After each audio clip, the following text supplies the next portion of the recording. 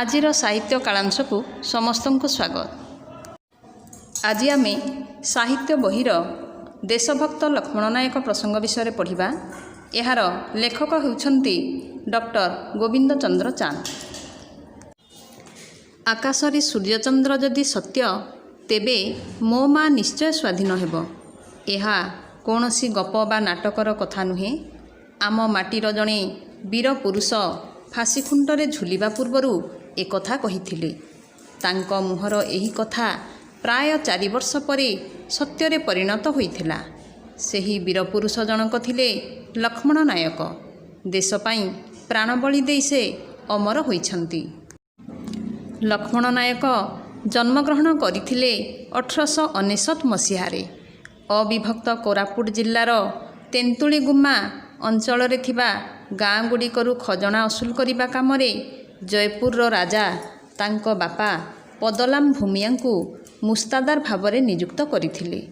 तेणु पदालाम भूमिया पदालाम नायक भावरे जनाशुना हेले। बापांको परी लक्ष्मण थिले कर्मठ।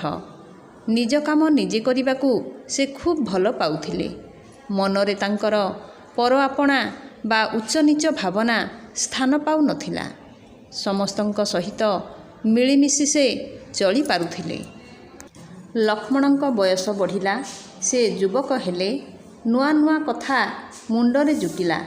नायक पुओ तो से खूब निकटरू गरीब मानंक दुख शुणती, अवस्था देखती। जेउ जेउ नीति नियम गरीब बनवासी को असुविधारे पकाउथिला सेथिपाई से बापांक निकटरे आपत्ति करती। केउठारे अन्याय हेउथिबार देखिले मनटा तांकर विद्रोही होई उठे। मात्र 19 वर्ष बयसरे लक्ष्मणंकर विवाह होइथिला। 2 वर्ष परे लक्ष्मणंकर पुओटिए होइथिला। पुओर नाँ रखा जाइथिला रघुनाथ। पदलाम नायक वृद्ध होई जिबारु निज दायित्व संभाली पारिले नाही। निज स्थान रे लक्ष्मणंकु से मुस्तादार भावरे बाछिले। जयपुर राजा ए प्रस्ताव को स्वीकार कले। सेही दिन ठारू लक्ष्मण भूमिया परिवर्ते लक्ष्मण नायक भावरे परिचित हेले। 1930 मसीहा बेलकू भारत रे इंग्रेज मानक विरोध रे स्वाधीनता संग्राम जोरदार होई उठी थाए। समस्तंक उपरे लवण सत्याग्रहर प्रभाव पड़ी थाए। कोरापुट जिल्ला मध्य एथिरु बाद जाई नथिला। वीर बनवासी माने विदेशी शासन द्वारा शोषित हेउथिबा कथा अनुभव करि सारिथिले।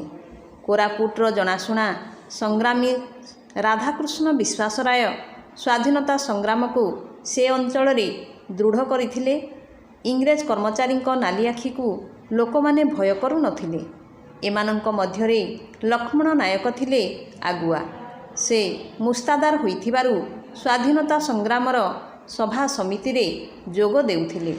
राधामोहन साहू, राधाकृष्ण विश्वासराय, नीलकंठ पात्र प्रभृति कर्मींक प्रभाव रे लक्ष्मण कांग्रेस रे मिसिले ओ मुक्ति संग्राम रे जोग देले। प्रथम विश्वयुद्ध सरीजिबा परे भारत को स्वाधीनता देवा निमंते इंग्रेज सरकार आदौ पदक्षेप नेले नाही। तेणु स्वाधीनता संग्रामी माने सरकारंक सहित असहयोग कले। सत्याग्रह आरंभ हेला। सबु कांग्रेस कर्मी एथिरे जोग देले। 1940 मसीहा डिसेम्बर मासरे रामगिरी फांडियागरे सत्याग्रह करी लक्ष्मण नायक पुलिस हाथ में गिरफ हेले। कोरापुट जेल रे तांकु 9 वर्ष सश्रम कारादंड भोगिबाकू आदेश मिलिला। सेतेबेले बंदीर जीवन दुखमय थिला। अत्यधिक खटणी पड़ुथिला। खाइबाकू मिलुथिला गोड़ीमिशा भात, पोड़ा मांडिया रुटी आउ पानिया डाली। बेड़ी पका हाथरे घंटा घंटा धरी परिश्रम करने पड़ुथिला लक्ष्मण को। सबु दुख कष्ट को नीरवरे सही जाउथिले से। स्वाधीनता संग्राम रे योगदान करिथिबा कारणरू लक्ष्मण नायक निजर मुस्तादार पद हराइथिले। तांको मिलिथिबा जमी को जयपुर राजा छड़ाई नैथिले। एथिरे से विचलित होई नथिले। से जानिथिले दुख न सहिले माटी मार दुख जीव नाही। 1942 मसीहा ଅଗଷ୍ଟ ମାସ 15 ତାରିଖରେ ଜୟପୁର ତାଲୁକ ଅଫିସ ଓ ଥାନା ଘେରାଉ ହେଲା। ଚାରିଆଡ଼େ ଉତ୍ତେଜନା ଲାଗି ରହିଥିଲା। ସେଠାରେ ଉପସ୍ଥିତ ଥିଲେ ଲକ୍ଷ୍ମଣ ନାୟକ। ଅଗଷ୍ଟ 17, 18 ଓ 19 ତାରିଖରେ ପାଖାପାଖି ଅଞ୍ଚଳରେ ଥିବା ମଦ ଦୋକାନ ଉପରେ ସଂଗ୍ରାମୀମାନେ ଚଢ଼ାଉ କଲେ। ମଦ ଦୋକାନଗୁଡ଼ିକୁ ଭାଙ୍ଗିଦେଲେ। ସବୁଠି ଲକ୍ଷ୍ମଣ ନାୟକ ଆଗୁଆ। ତେଣୁ ପୁଲିସ ଓ ମଦ ଦୋକାନୀଙ୍କ ରାଗ ଲକ୍ଷ୍ମଣଙ୍କ ଉପରେ ବଢ଼ିଗଲା। ଆସିଲା ଅଗଷ୍ଟ 21 ତାରିଖ। ସେଦିନ ସଂଗ୍ରାମୀମାନେ ମାତିଲି ଥାନା ଘେରାଉ କରିବେ ବୋଲି ପୁଲିସ ପାଖରେ ଖବର ପହଞ୍ଚିଥାଏ। ହଜାର ହଜାର ସ୍ୱାଧୀନତା ସଂଗ୍ରାମୀ ଏକତ୍ର ହେଲେ। ସେମାନଙ୍କ ନେତୃତ୍ୱ ନେଇଥାନ୍ତି ଲକ୍ଷ୍ମଣ ନାୟକ। ସଂଗ୍ରାମୀମାନଙ୍କୁ ପୁଲିସ ବାଧା ଦେଉଥାଏ। ଥାନା ଆଗରେ ପ୍ରବଳ ଭିଡ଼ ଜମିଥାଏ। ଥାନା ଭିତରକୁ ପ୍ରବେଶ କରିବା ପାଇଁ ଲୋକେ ଉଦ୍ୟମ କରୁଥାନ୍ତି। ଆରମ୍ଭ ହୋଇଗଲା ଠେଲାପେଲା। ଭିଡ଼ ଭାଙ୍ଗିବା ପାଇଁ ପୁଲିସ ଗୁଳି ଚଳାଇଲା। ଏହା ଫଳରେ ଅଘଟଣଟିଏ ଘଟିଗଲା। ପୁଲିସ ଗୁଳିରେ ଫରେଷ୍ଟ ଗାର୍ଡ ଜି ରାମୈୟାଙ୍କ ମୃତ୍ୟୁ ହେଲା। ନିଜ ଲୋକଟା ମରିଯାଇଥିବାରୁ ପୁଲିସ ଡରିଗଲା। ଜି ରାମୈୟାଙ୍କ ମୃତ୍ୟୁ ପାଇଁ ଲକ୍ଷ୍ମଣ ନାୟକ ଓ ବଳରାମ ପୂଜାରୀଙ୍କୁ ଦାୟୀ କରିବାକୁ ସ୍ଥିର କରାଗଲା। ରାମୈୟାର ମୃତ୍ୟୁ ଓ ପୁଲିସ ଥାନା ଘେରାଉ ଅପରାଧରେ ଲକ୍ଷ୍ମଣ ନାୟକଙ୍କ ବିରୋଧରେ ମକଦ୍ଦମା କରାଗଲା।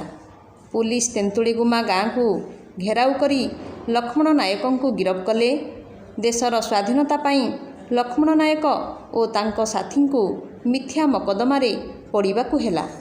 ଲକ୍ଷ୍ମଣ ନାୟକ ଓ ତାଙ୍କ ସାଥୀମାନଙ୍କ ବିରୋଧରେ କରାଯାଇଥିବା ମକଦ୍ଦମାର ରାୟ ପ୍ରକାଶ ପାଇଲା 1942 ମସିହା ନଭେମ୍ବର ମାସରେ।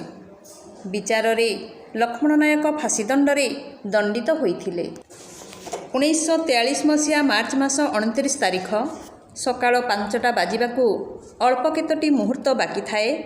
ଜେଲ କର୍ମଚାରୀ ଆସି ଲକ୍ଷ୍ମଣଙ୍କ ପାଖରେ ପହଞ୍ଚିଲେ। ଲକ୍ଷ୍ମଣ ଆଗେଇ ଚାଲିଲେ ଫାଶୀଖୁଣ୍ଟ ଆଡ଼କୁ। ମୁହଁରେ ତାଙ୍କର ରାମଧୁନ୍। ଶେଷରେ ଲକ୍ଷ୍ମଣଙ୍କ ମୁହଁରୁ ଶେଷ ବାକ୍ୟ ବାହାରି ଆସିଥିଲା, ଆକାଶରେ ସୂର୍ଯ୍ୟଚନ୍ଦ୍ର ଯଦି ସତ୍ୟ, ତେବେ ମୋ ମା ନିଶ୍ଚୟ ସ୍ୱାଧୀନ ହେବ। ପରବର୍ତ୍ତୀ କ୍ଷଣରେ ଲକ୍ଷ୍ମଣଙ୍କ ଶରୀର ଝୁଲି ପଡ଼ିଥିଲା ଫାଶୀଖୁଣ୍ଟରେ। ଲକ୍ଷ୍ମଣଙ୍କ ଶରୀର ସିନା ମାଟିରେ ମିଶିଯାଇଛି, କିନ୍ତୁ ସବୁଦିନ ପାଇଁ ସେ ଅମର ହୋଇ ରହିଯାଇଛନ୍ତି ଜନମାନସରେ। ଆଜିର ସାହିତ୍ୟ କାଳାଂଶକୁ ଏଇଠି ସମାପ୍ତ କରିବା। ଧନ୍ୟବାଦ।